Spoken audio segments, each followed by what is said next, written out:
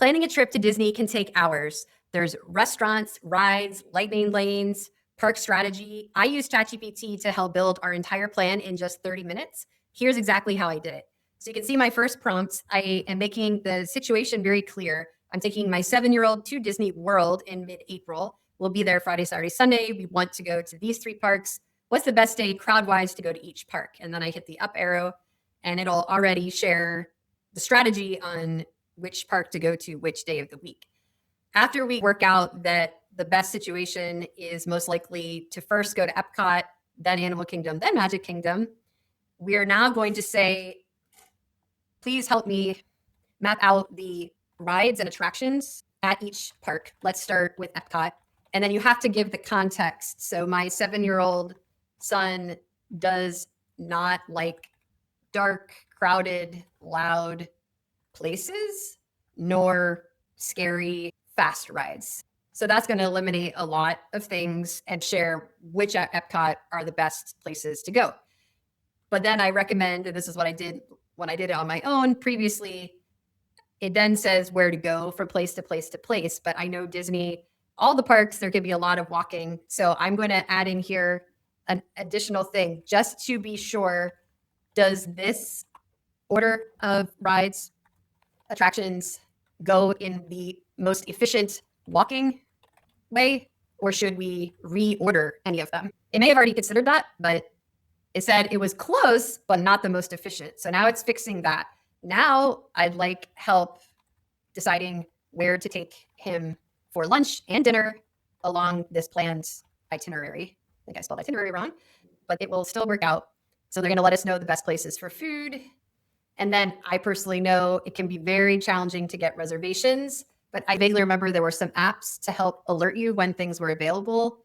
So what is the best way to book these reservations if the days, times aren't available? Isn't there some sort of app that will alert you when there's an opening? So right now you can see how we really worked through Epcot. It took a couple of minutes only, and we now know where we're walking, in what order, where we're going to meals, and what's going to appeal to my son. I mean, unbelievable amount of saved time.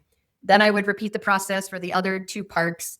The big exciting thing at Disney that to me feels like it changes every other year is the Lightning Lane, Premier Pass, all those sort of things. So please educate me on the current, as of April 2026, Lightning Lane, Premier Pass options, pros, cons, cost, when, where to buy, etc. So you just sort of say, I need to know everything about it, and it'll lay it out. Yes, there used to be a Genie Plus system. Now there are 3 different Lightning Lane options, and they break it down. And I did a bit more of a deep dive on this Lightning Lane multi-pass because to me it sounds a little bit confusing. So how do you make it work? So I went down another rabbit hole on that. And then as for the hotel, I did use it for our hotel and flight.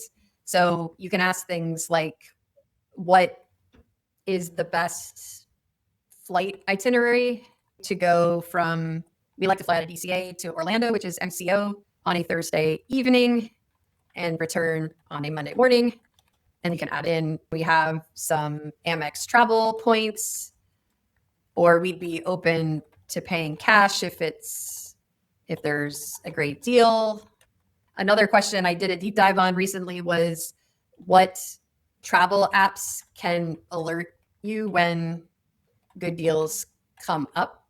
So that's a whole long thing that you can investigate and figure out, but it is going to tell you the best strategy and pricing. And then for the hotel, we have some Hilton points. So I would just start with, we have some Hilton rewards points to use. We would like to stay near the parks, but not in an official Disney resort.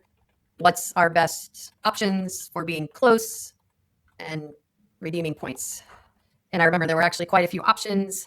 So I kind of narrowed it down from that. So you can see, again, just a few extra minutes. We're figuring out the Lightning Lane situation, the flights, the hotel. So you can see that AI is incredibly good at planning complex things like trip schedules, itineraries. If you're a busy person trying to organize something complicated like a trip to Disney, this is one of the most useful ways to use ChatGPT.